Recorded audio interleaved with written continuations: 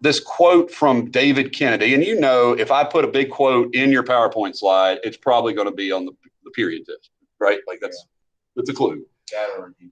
Or the DBQ, that's right. And so, you know, just keep in mind when you're doing document observation and analysis and the evidence, who is the author? So this is David Kennedy, and I've used him twice. His book is the Pulitzer Prize winning book that is kind of considered the definitive book on the Depression with FDR. And so it's called Freedom from Fear. So this guy is a professional historian. That's his job. So kind of different than, say, if you were reading an FDR quote, you know. And he is, you know, he's going to write here, lit by the stern lantern of history. So the stern is the back. So it's kind of like saying, in retrospect, you guys know that, looking backwards, the New Deal can be seen to have left in place. So that means after the New Deal was over, there was still a institutional arrangement that made a more coherent pattern that is dreamt of in many philosophies. So in other words, David Kennedy is elevating the New Deal to almost a philosophical ambition or a philosophical agenda. And it says the key word for FDR, and it's really an interesting word, is security, right? Security. Let's make it bigger. Security. So security for the, you know, and nothing quite like, if you look at the Maslow's hierarchy of needs, if you don't have this, you're not going to have everything else, right? If you don't feel safe, then, you know, that means you're not going to be creative and you're not going to be thoughtful. You're not going to be lacking prejudice. So security for the most vulnerable, right? And Social Security Act, but also, and this is the thing that FDR, I think, kind of understood maybe better than even I realized initially, that by doing this, it made security for the capitalist society in America. So not only is he saving the elderly, like with Social Security, but he's making sure that the business owners have security. One of the things that Wall Street and businesses love is predictability, right? Workers and builders also. So both labor and management, okay? But what type of security? So let's really take a look at this. Job security, life cycle security. So that means as you get older, you don't have to work when you're in your 70s to survive, all right? Financial security and market security. However it might be defined, achieving security was a leitmotif of virtually everything the New Deal attempted. So you guys probably don't know leitmotif yet. That's a phrase from, you know, I guess AP level that it's not very familiar to most people. And I think it's from the German. It is for leading motif. And what that means is a recurring theme. Now, it's usually associated with like opera, a recurring theme. But in the case of the New Deal, he's saying the recurring theme is security. People want to feel safe. And later on, FDR is going to give a very famous, a State of the Union address, which is going to be called the Four Freedoms speech. It's really towards the fascists. But one of those things is freedom from want, right? And freedom from fear. So he said all people deserve that, okay? Freedom from starving, all right? Freedom from being afraid of starving. Being afraid of being attacked. So this is a good, I think, summary of what Kennedy's saying is that FDR wanted to make Americans, feel safe and happy and comfortable. That was very much his personality, So what about those least fortunate Americans, you might say? And those are the working class of the most difficult, sort of brutal jobs. Think coal miners and steel workers. So we'd had several laws passed, particularly during the Progressive era. You may remember the Norris LaGuardia Anti-Injunction Act, right? Well, several of those laws had been repealed during the Roaring 20s, during the period of the Republicans of the 20s. And so what is created, and really it's more known as this than the other. So I really want to underline that and sort of super capitalize the Wagner Act, it's called. Now, it creates the National Labor Relations Board, the NLRB, which is still all of this is still here, okay? But the Wagner Act is the first sort of long-lasting federal law that legitimizes collective bargaining as well as strikes. And it also gets rid of almost all the major anti-union efforts. So the blacklist, most notably, right?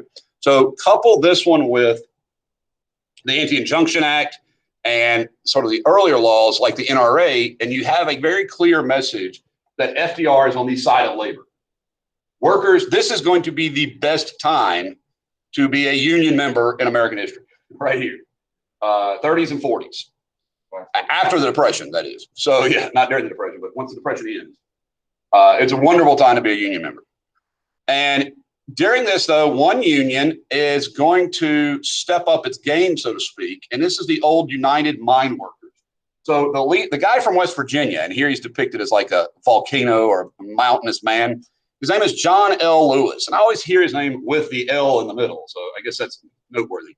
But John L. Lewis will take the unskilled workers of America and put them together in such a strong group that they create a major union called the CIO, the Committee for Industrial Organization. And Lewis will then merge that union with the AFL. So you will have a union created called now they will split for a period of time over debates about strikes, but then they come back together. And today, the largest union in America is the AFL-CIO. That's its full name, AFL-CIO. So the American Federation of Labor merges with what becomes independently known as the Congress of Industrial Organizations. And so you have these two things together, and they're going to pioneer here in America the most effective strike in maybe American history. Up until this point, most strikes were like pickets outside the buildings and stuff, right? Or protesters that would force the business to stop. This was a different one. In Flint, Michigan, which is one of the sort of smaller cities around Detroit, Michigan, you're going to have a massive AFL-CIO strike against General Motors. Okay? And this strike is what is called a sit-down strike. So instead of the workers being outside of the plant where theoretically strike breakers could then be employed or replacement workers could come in, they will occupy the plant itself inside the plant. So that's why it's called sit down. So what they're doing is sometimes they'll handcuff themselves or chain themselves to machines, and they're actually preventing the access of anyone else into the factory plant. And you can see this on page 759 if you use your textbook to check this out. And this strike is effective. It works. And it's as a response to this strike, you're going to have the Fair Labor Standards Act. So kind of out of order here, but well, actually, it's not out of order. The idea of a federal minimum wage and 40-hour work week. And that is where we are now. So the NRA got repealed, and it had several of these components, like the anti-strike stuff. But now, with the Fair Labor Act and the Wagner Act, you're going to have the best two laws in combination for organized labor. So if you're a union worker, these are terrific. Now, the initial minimum wage law was 40 cents an hour. All right. So we're not talking about a massive amount of money, right? But 40 cents was a lot in 1938, 40 cents an hour. Remember, this was a time period where people were saying, brother, can I spare a dime in 33? So, this will be decent income. Also, I guess I didn't add this. So this is the time in history where 16-year-old was the minimum child labor. So that's another key component of it. So child labor is now where we are today, 16-year-olds. 18-year-olds, when I worked at Food Line, you had to be at least 18 to handle the baler, the thing that crushed cardboard, because OSHA standards, which is another agency that we created later, and the Fair Labor Act said you can't handle dangerous equipment if you're under 18. So, pretty cool law as far as ending child labor and guaranteeing minimum wages and a 40-hour work week. Now, if you were a business owner, initially you were probably opposed to this, but recognize that this allows you to deflect a lot of those work stoppages. So, the work stoppages were just as disruptive. And in the end, this kind of makes life much more calm in America, because now, it's interesting. I'm really curious, and I hope you guys take a look at it in the news yesterday. And I haven't looked at the news today to see. Yesterday, a whole bunch of workers, hundreds and hundreds of workers down in Alabama voted at the Amazon distribution center whether or not to form a union. And this is in many ways seen as a bellwether, because as of right now, Amazon has prevented any unions from any of their centers. And this will be interesting, particularly because you have a president currently who's pro-labor, like pro-union. So, you're not going to get as much pushback as you would, say, from a conservative. Okay, so no John L. Lewis, very powerful leader. There's a highway in West Virginia, an interstate in West Virginia named after him. He's probably one of the most famous labor leaders in American history, if not the most famous. So amidst all of the Depression, FDR is up for re-election. Okay, and the Republicans are kind of, in a tough spot because FDR is enormously popular at this moment. You understand? Like he is at the sort of pinnacle of his success. Now, unemployment hasn't been eliminated, but it has been cut in half, right? So that's a big drop, and almost in some states, it's almost all gone. And that's really remarkable. So a lot of people feel like FDR has them on the right track. Republicans nominate a sort of nice guy, a sort of modest progressive named Alf Landon. Landon was from Kansas, and he was very much sort of a middle of the road guy. Basically, his only criticism of FDR that was sort of solid was that they could do it better. The Republicans could be more efficient and less wasteful and less deficits and stuff like that, right? FDR himself says, gee, I wish we didn't have as much deficits. He didn't say that, but he himself talks about fiscal responsibility and not running big debt and stuff. So up until this point, FDR, it really has not had any serious criticism, and this election will not create much. Like he wins in a landslide, over 11 million votes in the popular vote, and the worst electoral defeat in the history of our country at that point. The count here is 532 to 8, if you weren't doing the math. So 532 to 8 is the electoral outcome. So FDR is going to win the second biggest landslide in American history. Later on, Ronald Reagan will win the biggest landslide, but this is very, very close to the biggest ever. And I want you to make a note of, and you can write this down. I think it's in my questions. 56. What group make up the core Democrat voters? So back in 32, for the first time, you would notice a sizable number of African Americans switching party from Republican to Democrat. It had been slowly happening. During the 20s, it really changes. And see, a lot of African Americans do get New Deal benefits. Okay, they're not just because they're distributed to everyone. Now, some laws are not evenly distributed to black farmers, like the AAA, for example. But when it comes to relief, when it comes to temporary employment, the New Deal has helped them a lot. So you're going to have, of course, the Solid South, who aren't really in tune with how blacks are getting helped by the Democrats. So the Solid South is going to keep voting Democrat until they realize, wait a minute, this is the party that has black people in it, but that hasn't happened fully yet.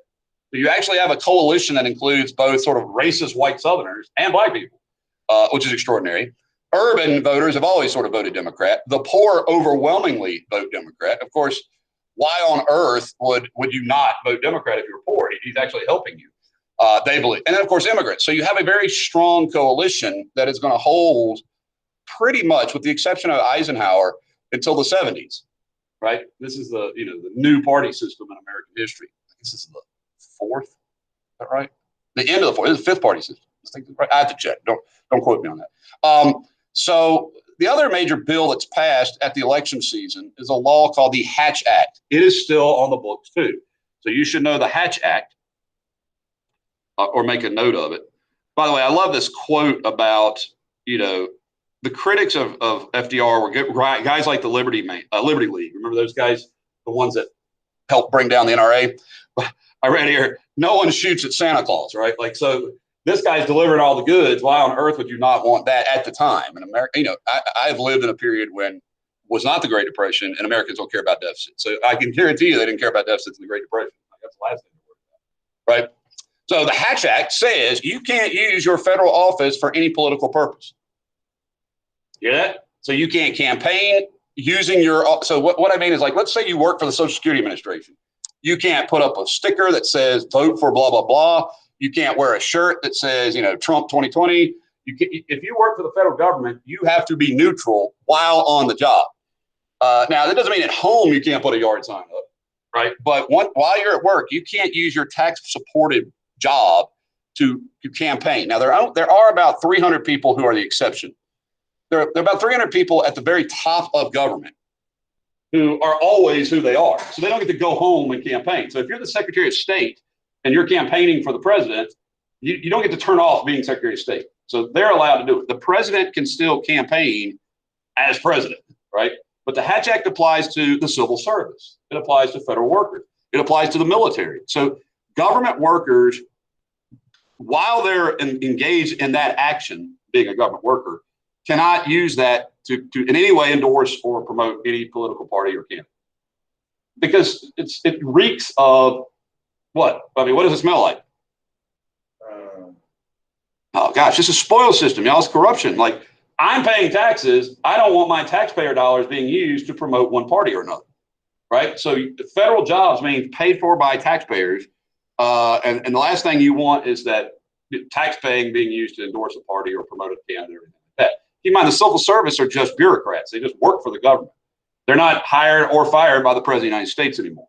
You know, that's not how that works. So this tells them you can't use your office to engage in campaigning.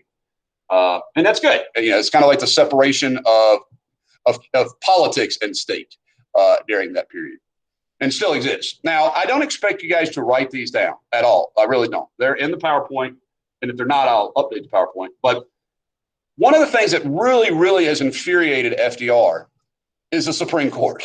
All right. So the Supreme Court is really a fascinating court because it's got 5 conservatives and 4 moderate liberals, progressives, we'll call them then. And they keep deciding against FDR. It goes all the way back to 35, the first thing they do. And then on an event in 1935 called Black Monday, 3 different rulings are all handed down on the same day. That's why it's called Black Monday for FDR's supporters. And I don't need you to know the individual case, except for number 4. You absolutely have to know number 4, the Schechter case, which kills the NRA. And you can be familiar with U.S. v. Butler, which killed the AAA. But there had been 7 cases, all of which either overturned New Deal administration or something that FDR himself had done, like an executive order. So there were 7 of these by 1936. And this is where FDR is going to mess up. He really is. Now, on the court, there are 6 justices, okay, who are over the age of 60. In fact, they're over the age of 70. 6 justices who are over 70 years old. So FDR is going to come up with a solution pretty much on his own. And this one, he really should have vetted before he made it public, because his own advisor is going to be like, man, this wasn't a good idea. All right. And so what it does is he decides he wants a new Supreme Court. So he makes a proposal to add the number of judges to the court equal to every judge over the age of 70 to help them out because they're old, right? You need more help. Well, everybody who hears this sounds like, wait a minute, you're going to put 6 justices on there just to make sure you never lose? And so they're going to call this court packing. Now, he doesn't actually go through with it because this proposal goes over like a lead balloon, right? Like when people, and that's, by the way, the people who oppose this include Democratic members of Congress, right? They include ordinary Americans who had voted for him and supported him. And they're like, how can you, and if you're not sure why, it seems like a gross violation of separation of powers, right? Not separate, but equal. Yeah. Separation of powers. Checks and balances, right? If the president can just make a Supreme Court to copy who he is, and today we're used to this. We're used to like presidents trying to vet their candidates, make sure they'll obey him. They don't, thank goodness, because the judicial branch is independent. And by this point, Americans had come to accept that. Like the idea that the Supreme Court is its own body. And yes, presidents put people on it, but that number 9 had kind of been there for a while. It started out at 6. I forget exactly when it went to 9, but the point is that, this seemed like rigging the game. It seemed like cheating. And see, here you can see FDR is like a ball player trying to replace the ref because of these 7 cases particularly, right? So these 7 rulings has made FDR impatient and angry. They're like, they're undermining my agenda. So he proposes this, and it's going to be his first real mistake politically. There is enormous backlash to it, and he definitely backs off. Like he doesn't go through with this proposal. The Supreme Court is seen as almost like semi-sacred by Americans. Like we trust, and of all the institutions of government today, it's ranked the highest with trust factor, which is not hard to beat. But the military and the Supreme Court have the 2 highest ranks of any level or part of government for trust. Not necessarily what you want to see, but nonetheless, FDR backs off. Now, what's really interesting to me is that the court then goes through a dramatic change. So first of all, one of those conservative justices starts voting more progressive. So this is where there's an actual line that nobody uses hardly anymore, I think, but it says a switch in time saves 9. That's an old saying. And what this means is one of these, and I forget which one of these justices starts ruling more progressive, more FDR way. And so 5-4, right? Going the other direction. But perhaps more notably, by the time FDR dies in 1945, he will have appointed 9 new justices to the Supreme Court. So it was entirely progressive. The entire Supreme Court was progressive by the time FDR left office, like the whole court, because they're not left office, he died. So what happens if people died or retired? They retired from the bench, and then so he got, and because he was president for 12 years, he got to fill those vacancies himself naturally. But this hurts him, and he actually loses his enormous majority in the House of Representatives. It shrinks down to now where he could theoretically lose bills. And so you're going to see not much movement after the election of 1936. So if you go back to the FDR agenda, you're going to see something, and the book talks about it, and I didn't put it in here. So let me go ahead and talk about it a little bit. You're going to have something in 1937 called the Roosevelt recession, right? And so looking at these questions here, if you're looking at why the court packing is kind of scared people, it sounded like a dictator.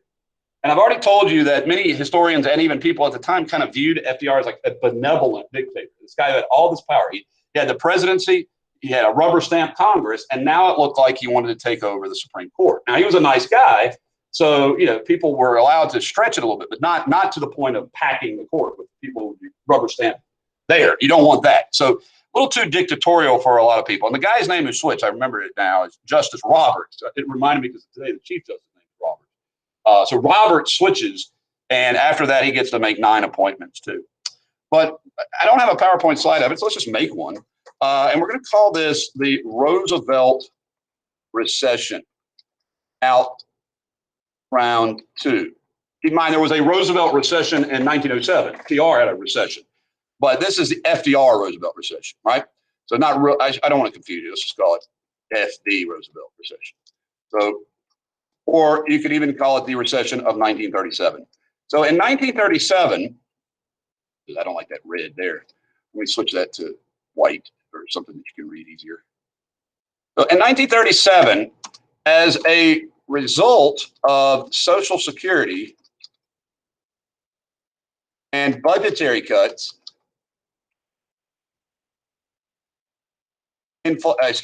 budget cuts, unemployment begins to grow again. Now, keep in mind, by 1937,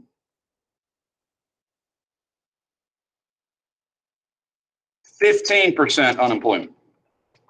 So that's a lot less than 25, but that is by no means the end of the depression, or the end of downturn. And in the midst of all this, there was a Roosevelt recession. And so one of the reasons is Social Security, that's taxes, takes money out of the economy. And FDR is trying, in theory, trying to reduce deficits. When you reduce deficits, that means, and it's going to happen in America, you have to cut federal spending. You cannot raise your taxes. I mean, you can't spend your way out of the deficit. So he makes budget cuts to try to reduce the deficit. Well, when you cut the budget, that means less federal jobs. That means people are going to be unemployed. So by this point, pretty much no more major New Deal proposals. Okay. And as a result, FDR fully embraces Keynesianism. Remember who John Maynard Keynes was? So FDR had been sort of a reluctant budget buster, deficit builder. He did not want to, I forgot the second E. He did not really intend to run massive budget deficits. But it became pretty clear that you couldn't do both. You couldn't balance the budget and put people back to work, not during the Depression, not with 15% unemployment. But what's ironic to me, and I said this yesterday, is that really the New Deal isn't going to be the deficit spending that ends the Depression. The argument made, now I want to make sure you understand, I don't want to teach this as an absolute fact. There is a debatable theoretical argument here that none of this deficit spending helped. There are some people who argue that had we adopted a more Hoover-esque approach, the Depression would have ended sooner. That's some people's argument. Also, people argue that really it didn't really matter the size of the deficit. It was a structural problem that later on the Federal Reserve will figure out how to do better. That's a fair point too. But I think at the core of this, there is no doubt in my mind that World War II ends the Great Depression. Understand? Because as I said yesterday, I think the New Deal was $20 billion, which is an enormous sum of money. And approximately World War II is $200 billion in deficit spending. Yeah, right. So 10 times the amount of money will be spent by the federal government on the war than will be spent on the New Deal. And that will give us 100% employment, like full employment, plus we have to import workers. So it's like the inverse. But I do not think that when people say that the Great Depression was ended by FDR, they understand quite the nuances of that. FDR himself didn't do that. You could blame Hitler on it just as much as FDR, because it's sending all those planes to Britain. It's building all those tanks and bombers and putting every American to work in a government factory, basically, that is going to end the Depression. But what the lesson that we take away from this is kind of scary is that, what happens the next time? Keynes, and I think I made this point earlier, Keynes never argues, he's in here somewhere, here he is. So Keynes never argues that the government should continue to spend deficits during times that are positive, like up periods. Unfortunately, what becomes known as Keynesianism is a synonym for deficit spending. That's partially true. It's a synonym for deficit spending during times of downturns in the economy.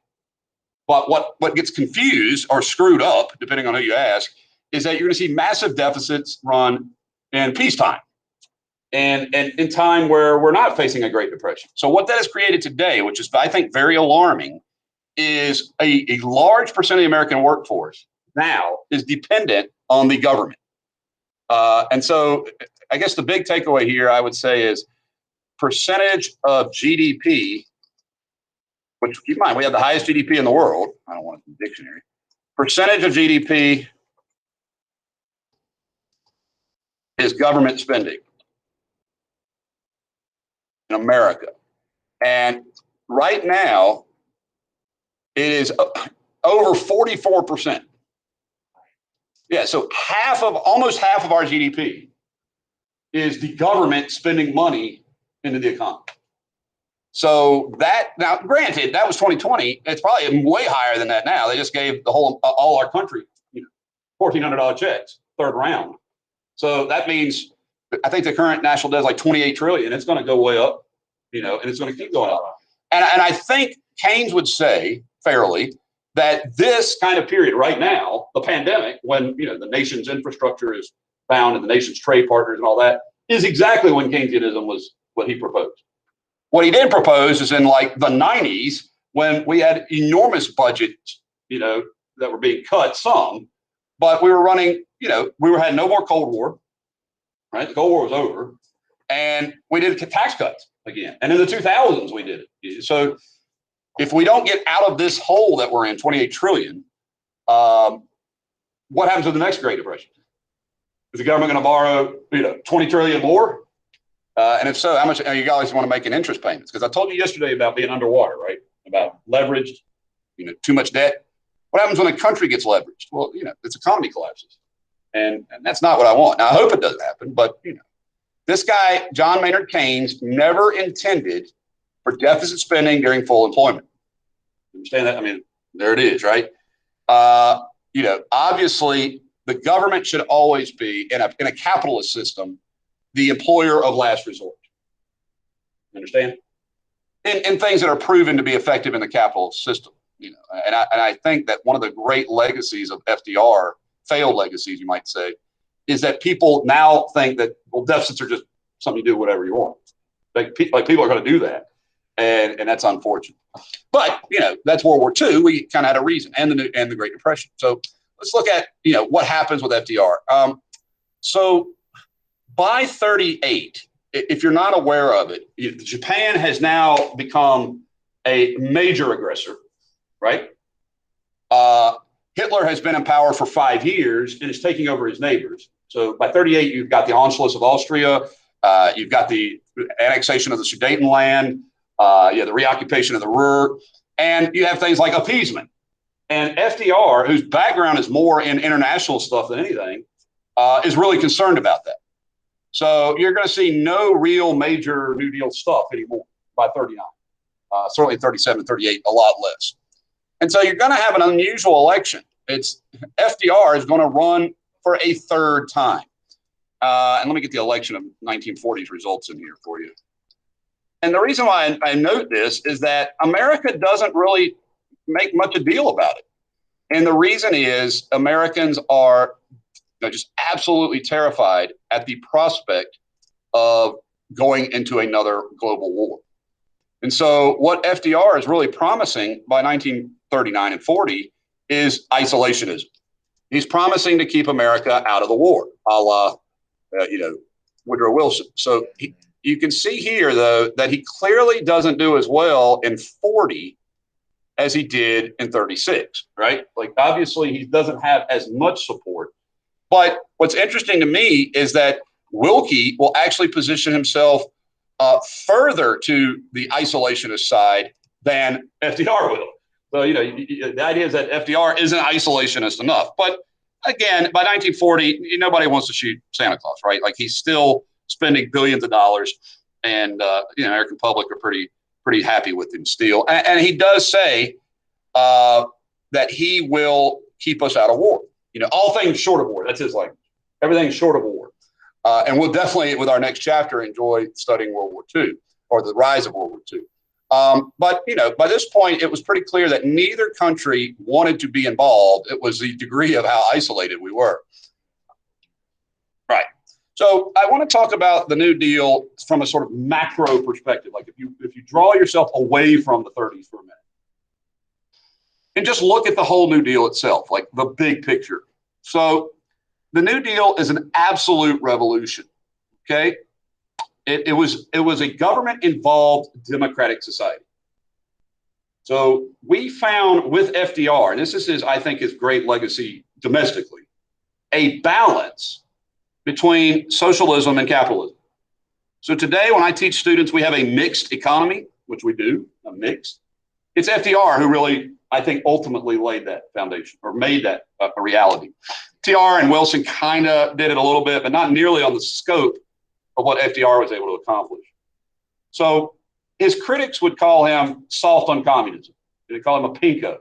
They'd say his policies were sort of leading towards communism. But that's not accurate, I don't think. I think FDR, most of all, was a patriot. Like, most of all, he loved America. And he wasn't really that concerned about what ism it might get accused of being, right? So for him, there was going to be some government role in your private life, or not your domestic life, the American life. And he wanted that to be a positive experience. And so if you go back in the 30s or 40s, people are not at all critical of the government. Like, there's not this huge anti-government. I know there's some anarchists, but today, one of the things I'm really despaired about in America is how so many Americans hate our government and distrust our government, because the problem is that we must have a functioning government to exist as a society. Like, I don't care what anarchists say, that doesn't work in a nation of 330 million people, And if you want to remain a nation, you have to have an effective government. And so what FDR did was he was able to have a balance between, like, communism or socialism, where the government runs everything from mines to steel mills to, schools, to the crazy days of the 1880s and 90s and 1920s when Wall Street was just booming and didn't worry about what Main Street thought at all. So I think he staved off a potential revolution. Guys like Huey Long were going to become more popular. You understand? If FDR didn't do what he did. And what Huey Long was talking about was taxing the rich, super taxing the rich, and spreading the money to everybody. FDR doesn't do that. He doesn't tax the rich exclusively and distribute even amount of money to everybody. He tries to put people back to work. So he finds a balance between the sort of radical demagoguery and Herbert Hoover's sort of rugged individualism. And I think that's a legacy of his. And it says, everybody I read says that FDR was a revolution, meaning a fundamental shift or change in our society. But I think it was more, again, evolution. Like when our country got this big, we needed a government that was capable of managing all these problems. And the debate was between, you might also notice, by the way, the states' rights debate is nowhere at all in FDR's discussion. You understand? Like there is nothing Jeffersonian about FDR's policies. So I want y'all to make a note of this. It's FDR who now rebrands the Democratic Party. Up until this date, up until Roosevelt, the Democratic Party was the party of Jefferson and Jackson, right? They were associated with the South, with the states' rights argument, many times with secession, certainly with small government. And now under FDR, almost all of that stuff is pitched. Now, he doesn't vocally say that. He doesn't say, hey, Southerners, we're jumping ship from what we've done for the last 100 years. But that's what happens. And of course, out of this comes some major changes. One is government intervention. Now, whenever anything is serious, the government steps in. So pandemic, it's not private labs that are going to be able to coordinate that. It's not healthcare alone, like i.e. hospitals, the government. Great Recession, who steps in? The government. So routinely, you're going to have the solution to your problem being the government, which is exactly what progressives would always argue, right? That's a major change that FDR accomplishes. The other major change he accomplishes is he increases the quality of life for a whole lot of people. Now, critics will say that creates the welfare state, right? Where the public are now dependent on the government. But, the argument is that the lives of the people who are receiving these benefits are better off as a result of that. And like I told you yesterday, it would be hard pressed to find any major politician today who talks about trying to dismantle Social Security. They're not going to do it. Nobody's going to take that on, right? Because it's that popular. He probably created the most popular federal program in history.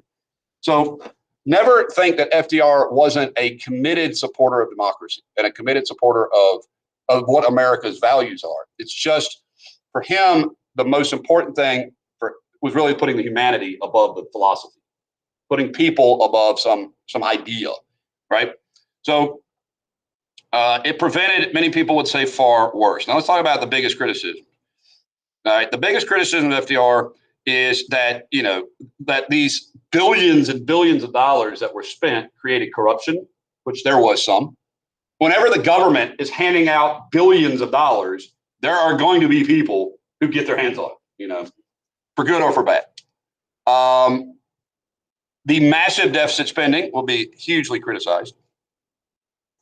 Now, I haven't mentioned this, and I guess I should.